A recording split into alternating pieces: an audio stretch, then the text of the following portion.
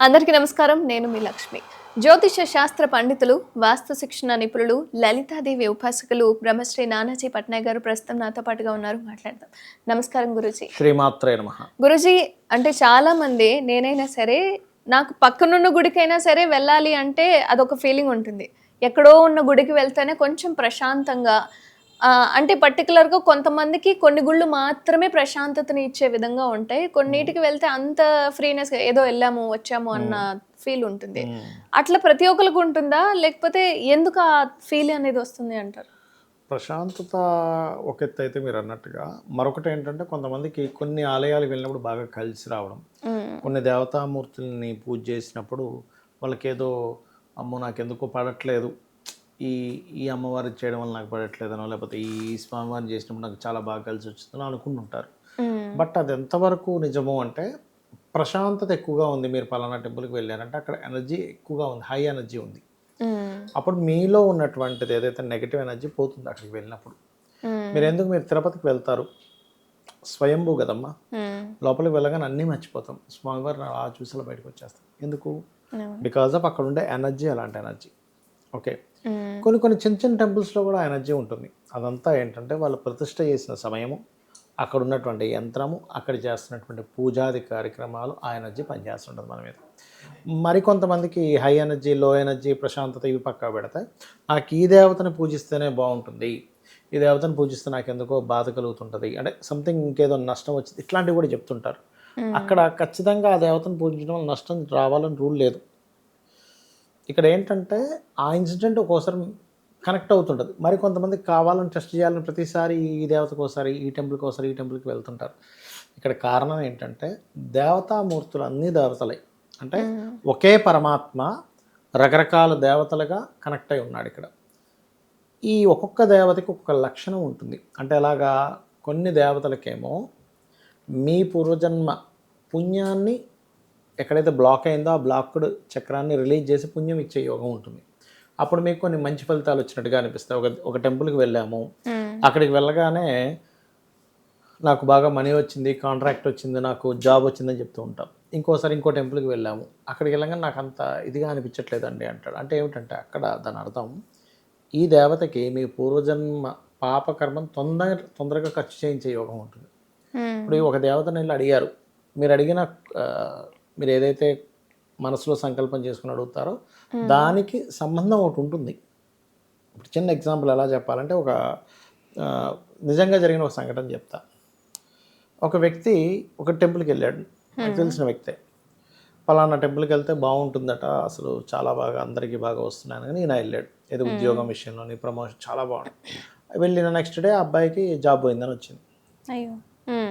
అబ్బాయికి ఏంటి అందరికీ జాబ్లు వస్తున్నాయి అంటున్నారు, ప్రమోషన్స్ వస్తున్నాయి, నాకు జాబ్ పోవడం ఏంటి, నాకు అసలు ఎందుకో చాలా ఇదిగా ఉంది, అది ఇది అంటే, అట్లా కాదు ఏదో రీజన్ ఉంటుంది. నా దగ్గరికి వచ్చి చెప్పుకున్నాడు, ఇట్లా కాదు కదా, అట్లా కాదు, పోవడానికి కూడా మంచిగా ఉంటుంది ఒక్కోసారి, మీకు అర్థం కావట్లేదు అన్న. అనగానే ఏమో సార్ మంచి జాబ్ పోయింది సార్ అంటాడు. సరే, ఆ జాబ్లో ఎంత చేసేవాడు అబ్బాయి? 45,000 శాలరీకి చేసేవాడు.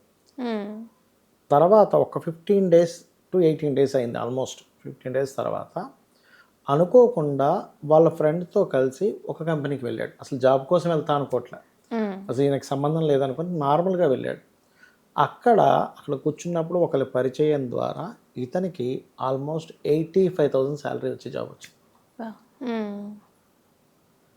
అప్పుడు మళ్ళీ నాకు ఫోన్ చేశాడు, సార్ ఇవాళ నాకు జాబ్ వచ్చింది. నీకు గనక ఆ జాబ్ పోకపోయి ఉండుంటే నువ్వు అసలు ఖాళీగా ఇంట్లో కూర్చునేవాడివా?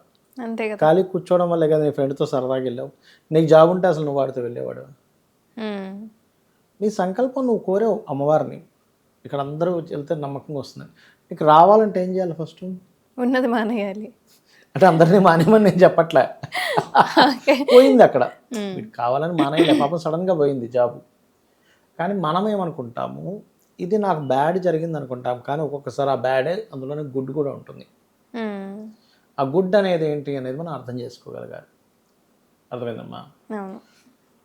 అది మనకు అర్థం కాక ఆ క్షణంలో ఇది నాకు బ్యాడ్ జరిగింది, అసలు ఇది ఏంటి అని అనుకుంటాం కొన్నిసార్లు, కానీ అది మన మంచిగా అవుతుంది కూడా. అయితే ఇక్కడ ఏంటంటే 2 రకాలు ఉంటాయి మనకి.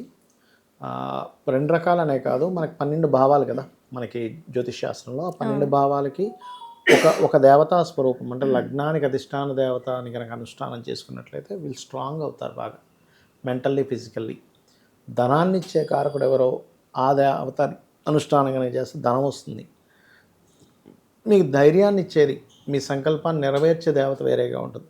వారిని చేసుకుంటే వేరే అన్నీ ఒకటే ఇవ్వాలంటే ఇస్తారు, కానీ స్పెసిఫిక్గా వీళ్ళు ఎక్కువ పనిచేస్తారు.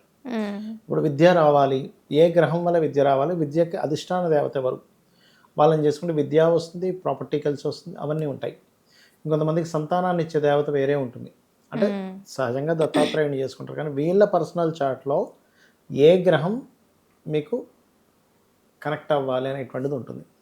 మనకి ఎట్లా అయితే చూడండి అమ్మా, ఇప్పుడు ఫైనాన్స్ డిపార్ట్మెంట్, రకరకాల డిపార్ట్మెంట్స్ వేరే ఉంటాయి కదా, అలాగే ఇక్కడ కొన్ని దేవతలు ఏంటంటే కర్మను తొందరగా అనుభవింపజేసే ఉంటాయి.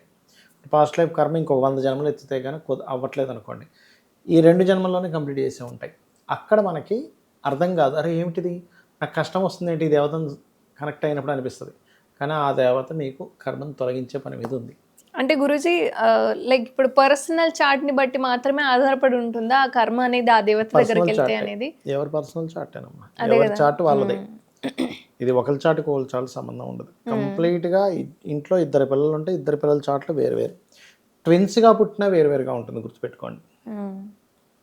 అది కాబట్టి ఇక్కడ ఏంటంటే దేవతలు అందరూ శుభాన్ని ఇచ్చేవాళ్ళే, కాకపోతే మీకు ఏ రకంగా శుభాన్ని ఇస్తున్నాడు అనేది మనకు అర్థం కాకపోయేసరికి అది బ్యాడ్ అనుకుంటున్నాం మనం, అంతకుమించి ఏం లేదు. ఈయన తొందరగా కర్మను అనుభవింపజేస్తున్నాడు, ఈయన తొందరగా ఇది చేస్తున్నాడు. ఇప్పుడు ఒకే దేవత అమ్మ ఉంది, అమ్మ ఉదాహరణకి రేపు ఎగ్జామ్ ఉంది, నువ్వు ఆడుకుంటున్నావు, ఒక 2 దెబ్బలు వేసి కూర్చోబెట్టింది, అమ్మ చెడ్డ అయిపోయినట్టు అక్కడ 2 దెబ్బలు వేసినప్పుడు నీ మంచి కోసమే కొట్టింది, అంతే కదా. అదే అమ్మ మళ్ళీ నీకు రాత్రికి అన్నం పెడుతుంది, నువ్వు చదువుకునేటప్పుడు నువ్వు మెలకు ఉండడానికి టీ ఇస్తుంది. కొట్టినప్పుడు బ్యాడ్ అయిపోతుందంటే ఎట్లా, అంతే కదా. అట్లా ఏంటంటే ఒకే ఆ దేవతలు రకరకాల ఫలితాలు ఇస్తాయి. ఇది మనకు అర్థం కాక ఈ టెంపుల్కి వెళ్తే నాకు బాగాలేదు, ఆ టెంపుల్కి వెళ్తే బాగుందని మనం ఊరికే అనుకుంటూ ఉంటాం, అంతకుమించి ఏం లేదు. ధన్యవాదాలు గురూజీ. శ్రీమాత్రే నమః.